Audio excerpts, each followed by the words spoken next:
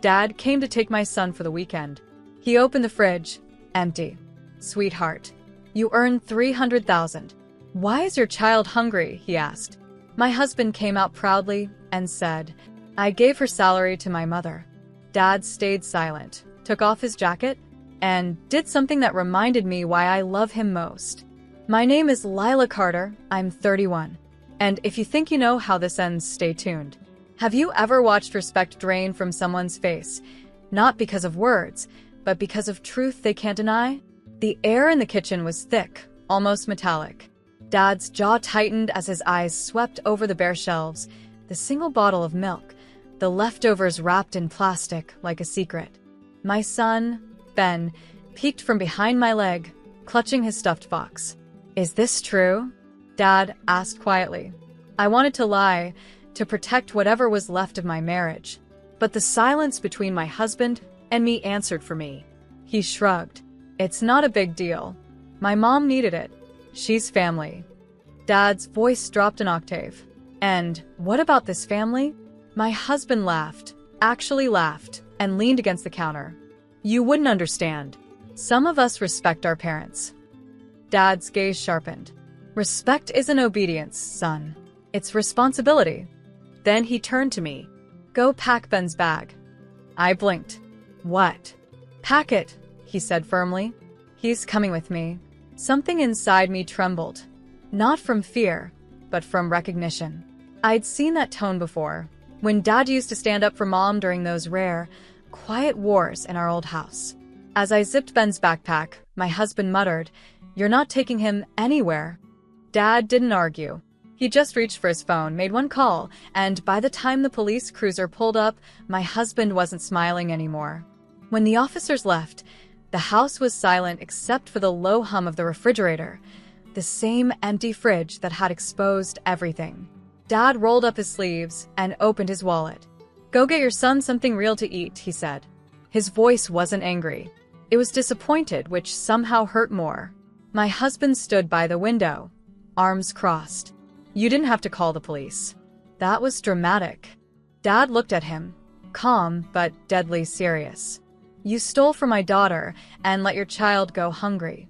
I should have called a judge instead. I stood there frozen between them, guilt and relief mixing like oil and water. Dad took a slow breath, then did something unexpected. He started unloading groceries from the trunk of his car. Bags of food, milk, fresh fruit, even my son's favorite cereal. Sit, he told me. You haven't eaten either, have you? I shook my head.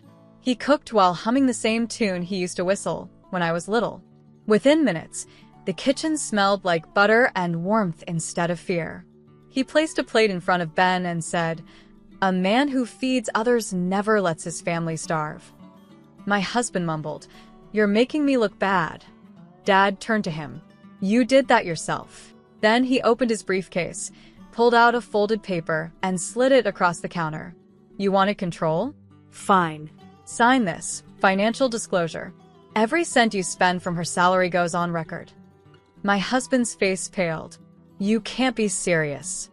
I'm more than serious, Dad said, folding his jacket neatly over the chair. I'm her father. And today, I'm reminding you what that means. Ben giggled softly, spooning cereal. For the first time in months, the house didn't feel hollow. By evening, the tension sat thick in the living room like fog. My husband paced, muttering under his breath, while Dad sat calmly on the couch, legs crossed, sipping tea as if this were a casual visit and not a full-blown reckoning. Look, Mr. Carter, my husband began, forcing a smile. You don't understand. My mother's alone. She needed the money for her medical bills. Dad looked up. Then you should have worked for it, not stolen it from your wife's paycheck while your son starved. His tone was even, but the silence that followed cracked like thunder. I spoke quietly. I didn't even know my direct deposit was being rerouted. He changed the email and password on the joint account. Dad turned his gaze to my husband. That true? No response. Just that familiar twitch at the corner of his mouth, guilt dressed as arrogance. Dad sighed, stood, and reached into his briefcase again. Then this will make things simpler. He placed a set of documents on the coffee table, printed bank statements, a notarized letter from his accountant, and a draft motion for financial abuse. I called a friend from the county office. You've been draining $14,000 every quarter from her salary for the past year. All traceable, all recoverable. My husband's voice broke. You wouldn't. I would, Dad interrupted. But only if you don't fix it yourself. He walked over to me, his voice soft now. Lila, you'll transfer your paycheck into a new account tomorrow morning. I'll help you set it up. Separate everything. For a moment, I couldn't speak. This wasn't just protection, it was proof that someone still saw me. As Dad gathered his papers, my husband whispered, "You're destroying our marriage." Dad didn't even look back. "No, son. You did that when you confused control with love." The front door closed behind him, and for the first time in years, I felt the air shift, heavy turning to clean. The next morning, sunlight cut through the blinds, slicing the room into lines of gold and truth. I sat at the table, Dad's documents spread out before me, a roadmap to freedom disguised as paperwork. My husband stumbled in, hair disheveled, eyes red from a sleepless night. "You called your father on me," he said, voice brittle. "Do you have any idea how humiliating that was?" I looked up from the forms. "You're humiliated because you got caught, not because you did wrong." He leaned forward, fists pressing the table. "You're blowing this out of proportion. I help my family. You should respect that." I met his stare. And who respected mine? Who respected our son when he asked for breakfast, and I had to lie? He looked away, no answer. At 9 a.m., Dad's SUV pulled up outside. He stepped out with quiet precision, holding coffee in one hand, a folder in the other. "Ready?" he asked me through the open door. My husband scoffed. "You really think you can take her money now?" Dad didn't even glance his way. "No. I'm helping her take it back." We drove downtown in silence, the city waking around us. At the bank, Dad introduced himself to the branch manager, apparently an old friend. Within 30 minutes, I had a new account, separate credit line, and legal protection filed. Dad waited patiently through every signature, his calm like a shield. When it was done, he looked at me and said softly, "Don't apologize for being smart, Lila. You just needed someone to remind you it's okay to use it." That evening, when my husband came home, the house felt different. The air wasn't tense, it was mine again. On the counter, I left a note. "My money feeds my child, not your pride." And for once, I didn't wait for his reaction. By the weekend, the silence in our house had changed shape. It wasn't heavy anymore, it was purposeful, like the calm before rebuilding. Ben colored quietly at the table while I sorted through months of neglected bills and credit statements. Every paper I picked up felt like a confession I'd been forced to live through. Dad came by again, this time without warning. He stepped inside, looked around, and nodded approvingly at the boxes labeled mine. "You've started packing," he said. "I'm not sure where yet," I admitted. "But I can't stay here." He smiled faintly. "You don't need to know where. You just need to know you're leaving."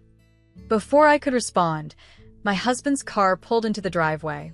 His door slammed, footsteps quick. He came in, eyes flicking between Dad and me. "You're turning my son against me," he snapped. "You think your father's some kind of hero?" Dad didn't flinch. "No.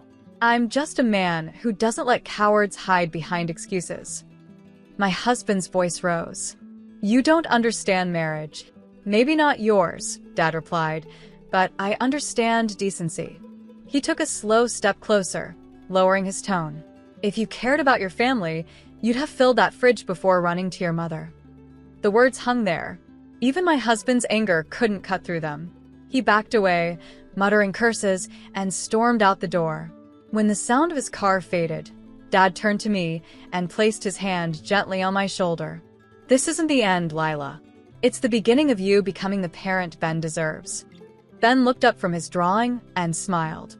"Grandpa, are you staying for dinner?" Dad chuckled. "I brought groceries this time, kiddo. Let's make something special." And for the first time in months, dinner didn't taste like survival. It tasted like home. By Monday, I'd made my decision. I filed for separation. It wasn't a dramatic scene, just quiet signatures on thick paper and the feeling of chains snapping link by link. Dad drove me to the courthouse, Ben's laughter echoing in the back seat as he held a juice box like victory. Inside, the clerk stamped the forms without ceremony. "You'll get your preliminary hearing date within 2 weeks," she said. Dad thanked her, then turned to me. "How do you feel?" I hesitated. Free. Terrified. Both. He smiled. "That means you're doing it right." Back home, the house felt hollow, furniture still in place, but energy gone. My husband had taken some of his clothes and a few electronics. Everything else he left behind, as if abandoning the weight of his choices. I spent that night sorting the kitchen cabinets. Cans lined up neatly. Fresh groceries stacked where emptiness used to live. When Ben woke for water, he blinked at the shelves. "Mommy, it's full." "Yeah, baby," I whispered. "It's full again." Later, I sat by the window with tea, scrolling through messages from coworkers and friends, women who had seen my quiet posts about financial control and reached out privately. "You're brave. You gave me courage to confront my husband. Can you help me set up my own account?" I typed replies one by one. When Dad called that night, his voice was soft. "Your story's helping more people than you know." I looked at Ben asleep on the couch, his hand still holding his toy fox. "It's helping me too," I said. Outside, streetlights glowed against the glass, steady, unshaken, like a promise.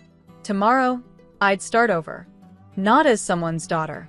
Not as someone's wife. Just as Lila, enough on her own. The following week, I met Dad downtown for lunch. He was already seated when I arrived, scrolling through his phone with that half-smile he wore when pretending not to worry. "Court date came in?" he asked. I nodded. 2 weeks from Friday. He's contesting custody, but my lawyer says it's a weak case. He doesn't even have a stable job now. Dad folded his menu. That's what happens when people build empires on someone else's paycheck. We ordered sandwiches, and halfway through the meal, he leaned back. "You know, when you were 16, I used to wonder if you'd ever see yourself the way I did, sharp, patient, unbreakable. I guess I have my answer." I smiled, blinking back tears. "You saw me long before I did." After lunch, I walked through the city alone. Everything looked sharper, more real.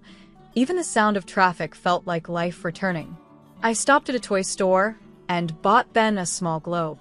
"So you can see the world's bigger than one house," I'd tell him later. That night, when I came home, I found an envelope slid under the door. My husband's handwriting. Inside, a check for $10,000 and a single note. "I'm sorry. Mom was wrong. I was wrong. I'll sign whatever you want." I sat there for a long time, staring at the paper. Not out of pity, out of closure. When Dad called that night, I read him the note. He was quiet for a while, then said, "He's not apologizing to you, Lila. He's surrendering to the woman he never thought you'd become." I smiled into the silence, then let him. Because forgiveness wasn't a door he could walk through. It was one I had already closed. 2 months later, the court hearing came and went quietly. My husband didn't contest. He signed full custody to me, handed over the house keys, and left the courtroom without looking back. No grand speeches, no last words, just silence, the kind that tells you a storm has finally passed. Outside, Dad was waiting by his old Chevy. "You're officially free," he said, slipping his arm around my shoulders. Free. The word tasted new, like something I hadn't earned before, but had finally grown into. That night, I stood in the kitchen with Ben, baking cookies, something simple, warm, ours. He asked if Grandpa would live with us forever. I smiled. "He'll always be close, baby. Always." When Ben went to bed, I sat by the window again, the same spot where months ago, I'd stared at an empty fridge and felt like disappearing. Now the lights outside shimmered, and the reflection in the glass wasn't a woman defeated by betrayal, but one rebuilt by truth.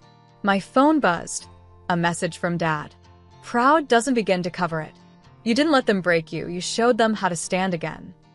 I typed back, "You taught me how." Across the room, The new job offer sat printed on the counter, a leadership role in a media firm that had followed my story online. The irony wasn't lost on me. The girl once mocked for not handling a paycheck now teaching others how to handle their worth. I closed the lights and whispered to the quiet house, "We're enough now, Ben." Somewhere deep inside, the little girl who once feared her father's disappointment and her husband's disapproval finally exhaled. Because in the end, it wasn't the apology or the money or even the freedom that healed her. It was knowing she'd never let anyone make her small again.